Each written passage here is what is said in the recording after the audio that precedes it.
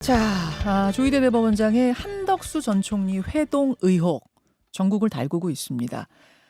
민주당 의혹 제기의 결정적 계기가 된 건 앞서도 설명드렸습니다만 그 제보자 목소리가 남긴 폭로 녹취 파일이죠. 내용인즉슨 이재명 당시 대선 후보 3심 선고 직전에 조희대, 한덕수, 정상명 검찰청장하고 사업가 김충식 씨가 만났고 그 자리에서 조희대 대법원장이 이재명은 알아서 처리하겠다고 말했다는 겁니다. 이 녹취록은요. 5월 14일 국회에서 서영교 의원이 직접 튼 적이 있습니다.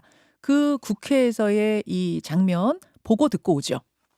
윤석열 탄핵 이후 정상명, 한덕수, 김충식, 조희대가 4인이 회동했답니다. 이것도 의혹이지만 들어보세요. 제가 말했던 내용과 똑같은 내용이 들려요. 자, 들어보세요. 그러니까 나도 그 이야기를 들은 게 있는데 4월 4일 날 윤석열 탄핵 선고 끝나고 4월 7일인가 4월 10일인가 15일인가 그 발음이 정확하지 않았어요. 아무튼 그때 조희대 대법원장하고 정상위원장하고 그다음에 김충식이하고 한덕수하고 목적도 예민이 많아갖고 점심을 먹었다 이러지. 그 자리에서 조희대로 그런 말을 했다는 거야. 이재명 이 사건 대법원에 올라오면 대법원에서 알아서 처리한다. 그런 얘기 했거든요. 그리고 그 내면사님 해라는 다음 종교는 압제를 하시면서 한번 본다. 이렇게. 자, 이런 내용을 국회에서 재생한 그대로 저희가 들려드렸습니다. 근데 알고 보니까 지금 들려드린 이 파일은 열린공감TV라는 유튜브에서 먼저 틀었던 내용이고 그때 열린공감TV 측에서는 이 음성 파일이 AI로 만든 거라고 밝혔어요. 이렇게 지금 보여드리고 있죠. 이런 식으로 해당 음성은 AI로 제작된 것으로 특정 인물이 실제 녹음한 게 아님을 알려드립니다라고 써 있어요. 그리고 이번에 문제가 다시 불거지고 나자 열린공감TV가 다시 한번 밝혔습니다. 그거 AI로 만든 거고 시중에 썰을 바탕으로 만든 코너일 뿐이라고. 이렇게 제보의 신빙성이 도마에 오른 상황에서 조국혁신당은 조희대 탄핵안의 작성을 맞춰놓은 상태라고 밝혔죠. 자, 이거 상황을 어떻게 봐야 될까요? 어제는 민주당 박지원 의원, 국민의힘 박형준 부산시장 만나봤고요. 오늘은 개혁신당의 목소리 한번 들어보겠습니다. 천하람 원내대표 나오셨어요. 어서 오십시오. 네, 안녕하세요. 개혁신당 천하람입니다. 예, 우선 지금 돌아가는 상황에 대한 총평이랄까요? 어떻게 보십니까? 완전 코미디죠. 그러니까 최근에 이제 대통령이 선출 권력이 임명 권력보다 우위에 있다라는 취지의 이야기를 해서 사실 많은 논란이 있고 또 문영배 재판관까지 헌법 읽어보시라라고 얘기를 했는데 선출 권력의 꼴이 이따위인데 무슨 선출 권력이 임명 권력보다 위에 있다 이런 소리 합니까? 그렇다고 하기에는 선출 권력의 수준이 너무 처참한 거 아닙니까? 그러니까 이게 지금 유튜브에서 주장하는 음모론을 그대로 확성기 노릇하는 것도 굉장히 우스운 일이죠. 그게 사실 청담동 첼리스트 등 여러 그런 적이 있었는데 이번에는 서영교 의원은 열린공감TV만도 못한 거예요. 그게 무슨 말씀이세요? 열린공감TV보다 서영교 의원 수준이 떨어지는 겁니다. 열린공감TV는 명확하게 이야기했어요. 이거 썰 푸는 시간이고 심지어 믿거나 말거나다라 이런 표현까지 써가면서 굉장히 나름대로 고지의물 다 했습니다. 이거 AI로 만든 거다. 예. 근데 서영교 의원은 이거 AI로 만들었다는 얘기도 전혀 안 하고 법사위에서 이걸 그냥 틀어버렸잖아요. 그러면 선출 권력 수준이 굉장히 낮은 거예요. 저는 이런 거 보면서 야, 국회의원들이 우리가 무슨 선출됐다고 모든 게 면책되는 용가리 통뼈도 아니고 예. 아니 저는 정말 화가 나는 게요. 면책 특권 뒤에 숨어가지고 이런 식으로 마구잡이로 던지고 나중에 나왔을 때도 막 모르쇠하고 언론이 전화하면 얘기 못하겠다고 끊어버리고 이게 무슨 꼴입니까? 저는 그래서 면책 특권에 대해서도 우리가 근본적으로 한번 다시 고민을 해봐야 된다. 그리고 지금 더불어민주당이 검찰 아작내겠다, 해체하겠다, 대법원장 심지어 사퇴시키겠다, 수사받아라 이러는데요. 그 똑같은 잣대를 국회랑 국회의원한테 들이대면은요. 국회는 10번도 더 넘게 해체됐어야 돼요. 저는 저런 의원들도 솔직히 다 잘렸어야 된다고 생각합니다. 어떤 의미에서는. 근데 본인들한테는 한없이 관대하면서 다른 중요한 임무를 수행하는 국가기관들은 우리한테 수틀리게 하면 다 해체시켜버리고 심지어 삼권 분립 따위는 다 어디 줘버리고 그냥 거기 수장 우리 마음대로 바꿔버리겠다. 수사받으라고 하겠다. 이거 진짜 코미디 아닙니까? 저는 굉장히 기괴한 일이다. 그렇게 생각합니다. 다만 이제 거기에서 조금 이제 덧붙여야 될 것은 대통령이 선출 권력이 임명 권력보다 우위에 있다라는 이제 이런 이야기 나중에 주워 담았죠. 들려서 네. 100일 기자회견이 문제가 된 뒤에는 그것이 아니고 이제 국민들이 위에 있다는 이야기를 강조한 내용이었다라고 이제 정리를 다시 했다는 거. 그렇죠. 힘들게 대통령실에서 주워 담았죠. 사실 아하. 문제 되니까. 어쨌든 예. 서영교 의원은 이제 이렇게 얘기를 합니다. 그 국회에서 튼 저거 말고도 다른 제보로도 조희대 대법원장이 뭐 그런 어떤 이재명 당시 후보에 대해서 이런 판결을 내릴 거라는 식의 제보를 또 들은 게 있다. 어떤 민정 라인 어디에서 나도 들은 게 있다. 이런 이야기도 했거든요. 다른 제보도 있다고. 아니 근데 이게 지금 이 정도로 문제가 되고 애초에 본인이 AI라는 것도 알리지도 않고 틀어가지고 지금 굉장히 우스워진 상황에서 갖고 있는 게 있으면 풀어야죠. 네, 정말로 자기가 구체적인 제보를 가지고 있고 정말 믿을 만한 사람이다라고 하면은 면책 특권 뒤에 숨지 말고 어디 뭐 기자회견장에서 기자회견 하든 우리 김현정의 뉴스쇼에 나와서 자료를 풀어야죠. 왜 계속 면책 특권 뒤에 숨어가지고 뭐가 있는 것 같이 냄새만 풍깁니까? 전 이런 태도 자체가 결국 서영교 의원이 제대로 팩트 체크, 크로스 체크가 안 됐다라는 거를 뭐 보여주는 거다 생각합니다. 서영교 의원 측에서는 그래서 이제 특검 수사로 요거를 좀 수사해 보면 어떻겠느냐. 이 주장은 어떻게 보세요? 서영교 의원을 수사해야 돼요. 제가 봤을 때 특검이. 아니 이게 삼권 분립이 엄연히 살아있는 나라에서 대법원장에 대해서 이렇게 가볍게 의혹 제기하는 거 이거 굉장히 부당한 거 아닙니까? 심지어 어떻게 보면 대한민국이 굉장히 큰 이 비상계엄 사태 이후에 민주주의의 핵심과 관련된 거에 대해서 대법원장한테 이렇게 큰 의혹을 제기한다. 오히려 서영교 의원부터 수사해야죠. 이걸 왜 대법원장이 합니까? 대법원장 명확하게 난 그런 적 없다라고 이야기를 했는데 만약에 이런 식이면은요. 예. 방금 아까 그 AI 그 녹취 보면 예. 진짜 같잖아요. 되게 그럴듯하긴 해요. 그러니까요. 자연스러워요. 되게. 서영교 의원 저도 그래서 AI였던 거 몰랐을 것 같아요. 그냥 약간 받아서 제대로 크로스 체크 안 하고 되게 너무 실제 사람 같잖아요. 예. 이런 식이면은요. 예. 저도 서영교 의원에 관한 논란 얼마든지 만들어낼 수 있습니다. AI 기술이 워낙 네. 좋아서 극단적으로는 뭐 이재명 대통령에 대한 논란도 만들어낼 수 있어요. 뭐 예를 들면 뭐 누구가 모여가지고 야 이게 윤석열 대통령 비상계엄 일으키고 탄핵된 게 보수를 자기 한 몸 바쳐서 보수를 괴멸시키고 이재명 대통령 만들어주기 위해서 그런 거라더라. 되게 높은 법관들하고 막 법무부에서 모여가지고 계획을 짰다더라. 살신성인이라더라 사실은 알고 보니까.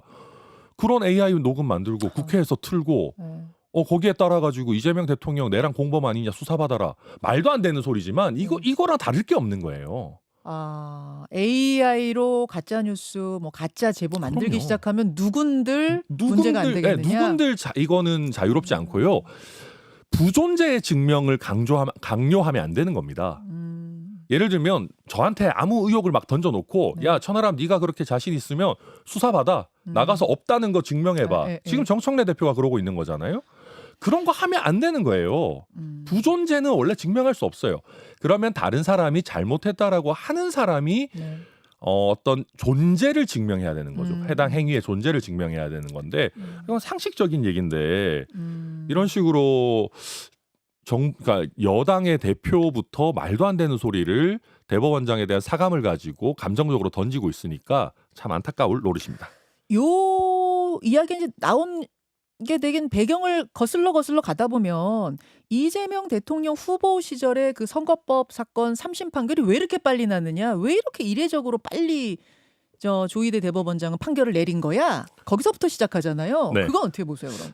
저는 되게 재밌었던 게 판결이 나오기 전까지만 해도 민주당에서 대부분 다 환영했었어요.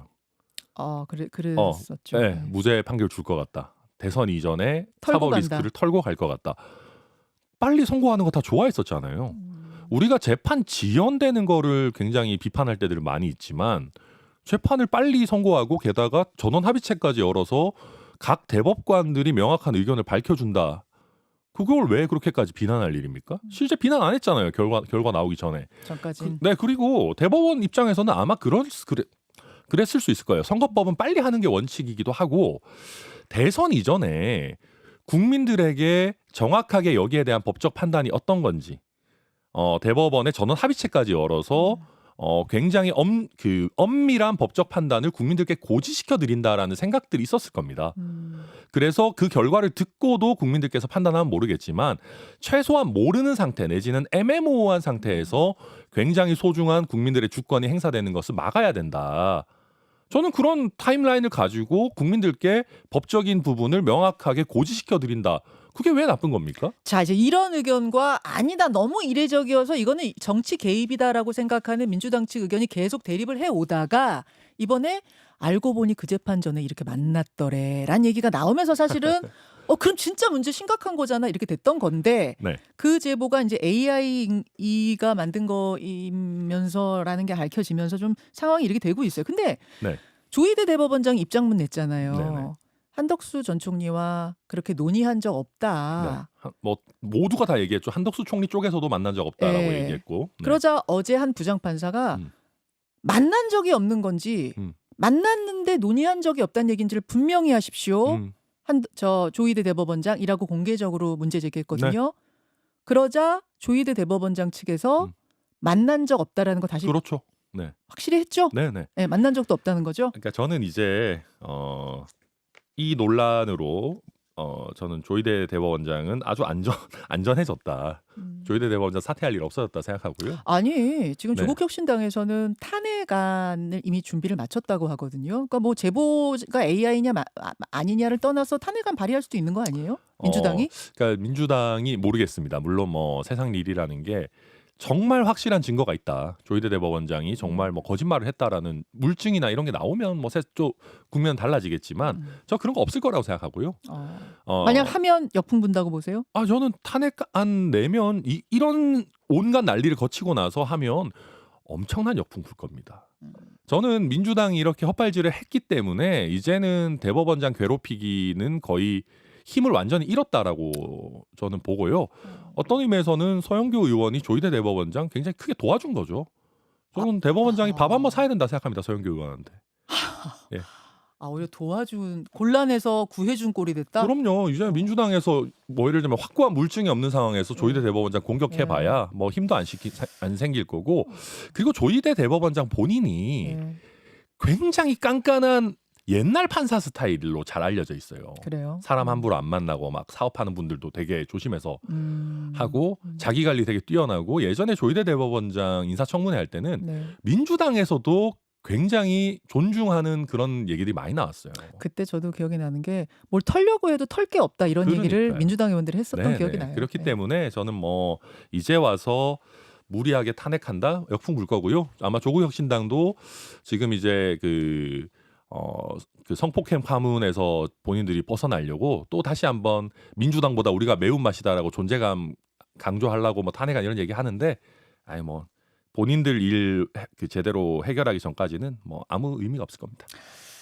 지금 성폭행이라고 해서 성폭행은 아니고 성추행, 성희롱 사건 말씀하시는 성비위. 그렇죠. 네, 성추행. 네.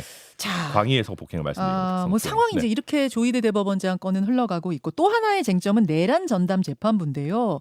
이걸 두고도 법원과 민주당이 충돌하고 있죠. 위헌이냐 아니냐. 내란 전담 재판부 위헌이냐 아니냐. 일단 어떻게 생각하세요? 위헌입니다. 너무 단정적으로 말씀하시는 거 아니에요? 왜냐하면 민주당 네. 의원들하고도 제가 인터뷰 많이 했습니다만 민주당의 얘기는 특별재판부가 아니라 전담재판부다. 그래가지고 뭐 형사법원 산하에 두고 하는 거라서 가정법원하고 같은 위상으로 보면 된다. 이렇게 말씀하시던데요. 다음 사건부터 하면은 그 얘기가 맞을 수도 있습니다. 그러니까 이제 우리가 그런 거잖아요. 우리가 헌법에 그 대통령 임기 조절하고 이런 거는 지금 현재 대통령한테는 적용 안 되고 다음 대통령한테 적용하게 하는 그런 조항들이 있잖아요. 네. 이게 사실은 굉장히 여러 곳에 적용될 수 있습니다. 만약에 우리가 내란 전담 재판부를 두고 다음 내란 사건부터 거기서 심사하게 하겠다 그러면 저는 특별히 문제 없을 수 있다고 생각합니다.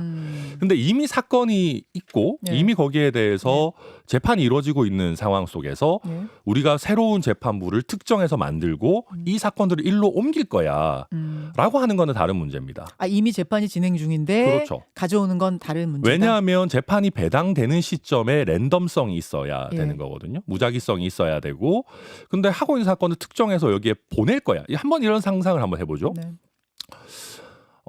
예를 들면 뭐 윤석열 정부 같이 민주노총이랑 사이 안 좋은 정부가 있는데 민주노총에서 대규모 뭐 직접 점거 시위 같은 걸 했고 그게 불법이다라고 해서 불법 파업 관련한 사건이 막 불거졌습니다. 근데 윤석열 정부에서 이거는 진짜 때려잡아야 된다. 세게 처벌해야 된다 해서 그 사건이 일어나고 재판을 하고 있는데 판사 너무 여기 물은 것 같아. 우리법 연구회 출신인 것 같아. 해가지고 노조 폭력 노조 전담 재판부라는 걸 만들어서 1, 2, 3심 다 여기에서 1심, 2심을 다 여기에서 해라고 재판부를 그제서야 만들어서 야 이거 특별재판부 아니고 전담재판부니까 문제 없잖아.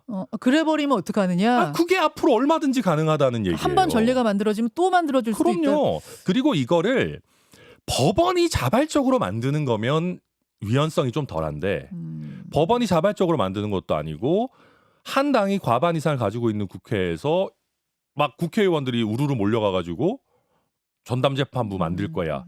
심지어 거기에 행정부인 법무부에서 추천하는 추천위원이 막 들어가요. 이거 삼권분립 침해죠 당연히. 입법부가 빠져도? 입법부가 빠져도 법무부는 뭐 그러면 사법부입니까? 행정부니까. 법무부 행정부잖아요. 행정부가 들어가는 걸로 이번에 발의했죠. 네, 저는 뭐 지금 보면 다들 문영배 재판관 말이 맞아요. 헌법 좀 읽어보라 저는 말씀드리고 싶어요. 이렇게 만들어 놓고 다음 사건부터 적용한다 그래도 법무부가 들어가는 게 부적절할 정도 상황인데 이미 하고 있는 사건을 옮기면서 거기에 행정부가 개입한다? 행정부가 개입 안 해도 문제예요. 제가 봤을 때는. 자, 그럼 이런 민주당의 반론은 어떻습니까? 하지만 이건 내란 아니냐. 다른 것도 아니고 내란인데 지금 속도가 너무 느려. 직위원 재판부. 그러니까 이렇게 만들어서 좀 빨리빨리 신속하게 이것들을 정리할 필요가 있지 않느냐. 요 주장 하나와 또 하나는 앞으로도 이런 사례가 또 벌어지면 그럼 어떻게 하냐. 무슨 전담재판부 무슨 전담재판부. 이거는 걱정 말아라. 이번에 내란 건에 대해서만 이렇게 하는 걸로 뭐 규정하면 되지 않느냐. 이런 반론 어떻게 보세요? 그런 이제 세상에 중요한 일일수록 원칙을 지켜야 됩니다. 그리고 정말 이게 사실 중요하고 예외를 인정해야 되는 일이면 보통 어떻게 하는지 아십니까? 어떻게 해요? 헌법에 넣어요. 제가 정말 깜짝 놀란 게요. 이번에 제가 입법조사처 국회 내 입법조사처에 이런 특별재판부 구성에 대해서 질의를 했어요. 과거의 선례나 법적 근거나 이런 거 좀 쭉 찾아달라고. 우리가 2번 했었습니다. 우리나라에서 그 반민특위 할 때 한 번 했었고요. 3.15 부정선거 이후에 한 번 했었어요. 그때 다 헌법에 넣었었습니다. 왜 그러냐면 사법부 독립에 대한 예외는 최소한 헌법적 근거가 있어야 된다. 그렇지 않으면 원칙이 무너진다. 그렇게 되면 원칙이 무너지고 거죠? 위헌이 된다. 그게 지금 우리 대한민국보다 사실은 삼권분립이나 법치주의, 민주주의의 수준이 낮았던 60년, 70년 전에 우리 선배들도 그렇게 했어요. 3.15 부정선거는 뭐 큰일 아닙니까? 반민특위는 뭐 큰일 아니에요? 그런데도 이거는 절차를 제대로 지키고 헌법적 근거를 남겨야 된다라고 해서 그렇게 했는데 지금 우리의 하는 행동들도 정말 중요한 거면 제대로 헌법적 근거를 만들어서 하면 되잖아요. 저는 20, 30년 뒤에 우리의 후배들이 어떻게 볼 건지 생각해야 된다 생각합니다. 누구보다 윤석열 정권에 대해서 강하게 비판하셨고 계엄에 대해 비판하셨고 탄핵 무조건 해야 된다라고 얘기했던 천하람 원내대표가 보기에도 지금에 와서 전담재판부 만드는 건 원칙의 훼손이다. 이렇게 보신다는 말씀이에요. 그리고 지금 윤석열, 김건희 두 분이 막 예를 들면은 뭐 자유의 몸으로 막 편하게 다니면서 목걸이 쇼핑하고 있다. 이러면은 저도 솔직히 야 사법부 이거 정신 나간 거 아니냐 그러겠는데 지금 어쨌든 주요한 인물들이 대부분 다 구속되어서 어쨌든 절차가 진행되고 있잖아요. 좀 빨리 서두를 방법은 그럼 없겠어요? 전담재판부 두는 거 말고. 아니 전담재판부 안 만들어도 지금 해당 재판부들이 일주일에 3번 4번씩 재판하고 있어요 지금. 그리고 예전에 한번 보십시오. 뭐 꼭 이재명 대통령 사건을 이야기하지 않더라도 중요한 사건, 증인 많은 사건은 원래 시간이 좀 걸립니다. 차분하게 제대로 법원의 재판 결과를 기다려도 문제없다 생각합니다. 여기까지 개혁신당 천하람 원내대표 고맙습니다. 네, 감사합니다. 김현정의 뉴스쇼는 시청자 여러분의 참여를 기다립니다. 구독과 좋아요, 댓글 잊지 않으셨죠?